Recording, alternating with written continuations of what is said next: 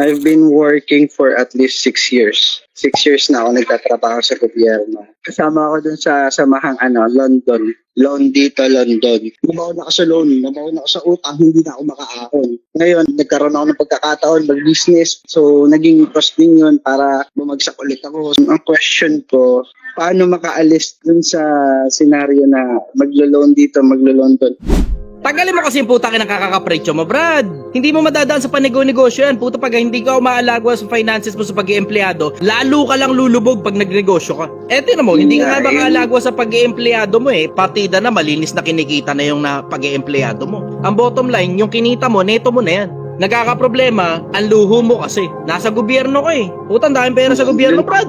Ganto gawin mo, lahat ng gastos mo, araw-araw, sulat mo sa isang papel. Lahat yun, araw-araw sulat mo. Tapos tignan mo, paglipas na 1 linggo, alam mo na ron, alin dun yung mga hindi mo dapat ginastusan. Paglipas sa 1 buwan, malinaw na sa'yo kung bakit ka naiipit sa pondo. Pagka nakakaipon ka na, tsaka kain mag-transition papuntang negosyo. Pero hindi ka nga nakakaipon dahil sa pagkabulagsak mo sa pera, magnenego-negosyantihan ka pa, lalo ka lalagapak dyan. Anyabang mo Tapos ano kasunod nun? Kaliwat ka na, London ka ngayon. Tanggalin mo kasi yung kayabangan sa sistema mo. Huwag kang magyaman-yamanan. Tinan mo, karamihan sa mga mahihirap, naghihirap lalo dahil sa pagyayaman-yamanan. Actually, natanggal ko naman na yun, boss. Nagkaroon lang ng sistema na kahit hindi naman kailangan, maglo-loan ako dito. Tapos yung pera napupunta sa wala. Meron kasing weirdong mindset ang mga Pinoy. Yung konsepto na pag nag-loan sila, akala nila libreng perang pinamimigay yung putang inang loan. Tapos ang malupit, alam nilang kaya nilang bayaran. Pero pag dumating na yung perang pambayad, ang putang ina nanghihinayang silang ibayad dun sa inutang nila. Ha! May nagpapautang. Ang bilis, diretso agad sila ron kasi pakiramdam nila libreng perang pinamimigay. Tapos pag panahon na ng bayaran, ayan na, ang putang ina, kanya-kanyang taguan na yan. Nanghihinayang na ibayad ngayon yung pera dun sa inutang. Tigilan nyo kasi yung putang ina kakautang ninyo. Nangyayari kasi yan, kakayabang nyo kasi yan